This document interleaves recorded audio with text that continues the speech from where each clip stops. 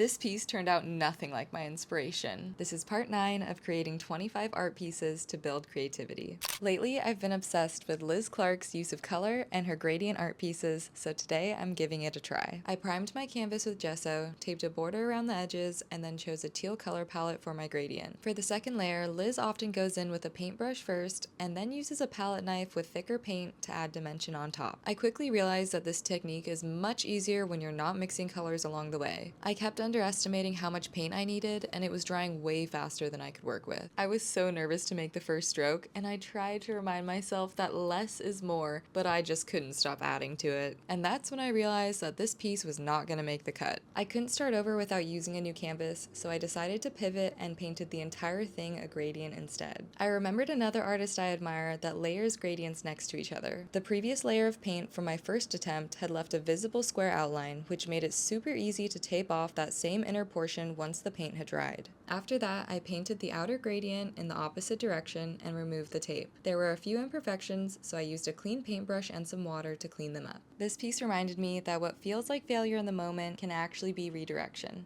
I almost gave up on this piece, but now it's one of my favorites. I'm honestly glad it didn't go as planned. Come back tomorrow to see how part 10 turns out.